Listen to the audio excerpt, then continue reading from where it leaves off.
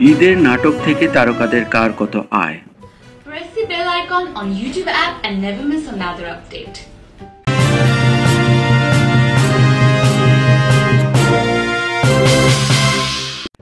ঈদের নাটক থেকে তারকাদের কার কত আয়?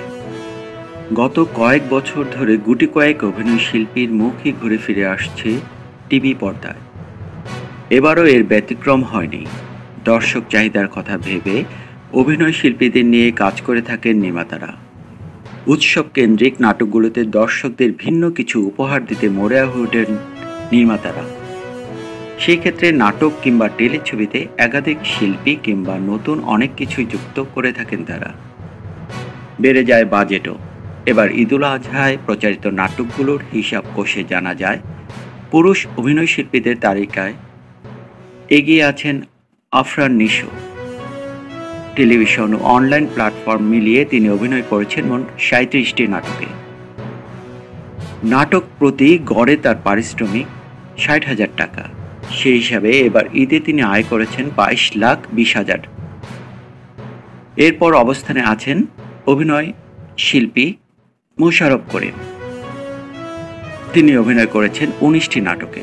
সর্বোচ্চ পারিশ্রমিক ৮০,০০০ টাকা হিসাবে তিনি সর্বমোট আয় করেছেন ১৫,২০,০০০ টাকা। নারী শিল্পী হিসাবে এগিয়ে আছেন মেহজাবিন চৌধুরী। তিনি অভিনয় করেছেন ২৪টি নাটকে। নাটক প্রতি ৬০,০০০ টাকা পারিশ্রমিকে তিনি আয় করেছেন প্রায় ১২ লাখ টাকা। নারীদের মধ্যে তানজিন তিশা অভিনয় করেছেন ৩০টি নাটকে। ৩৫,০০০ টাকা পারিশ্রমিকে তিনি আয় করেছেন ৮,৫০,০০০ টাকা। নাটকের সংখ্যা হিসেবে দ্বিতীয় আর আয়ের তালিকায় চতুর্থ অবস্থানে আছেন তৌসিফ মাহবুব। তিনি অভিনয় করেছেন ৩৪টি নাটকে।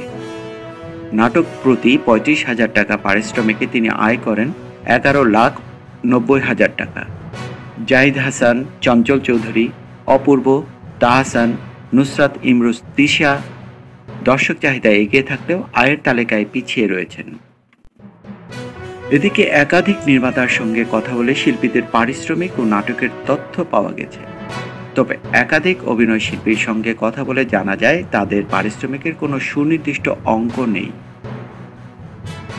নির্মাতা, সম্পর্ক ও সময়ের উপর ভিত্তি করে তারা তাদের পারিশ্রমিক চূড়ান্ত করে থাকেন।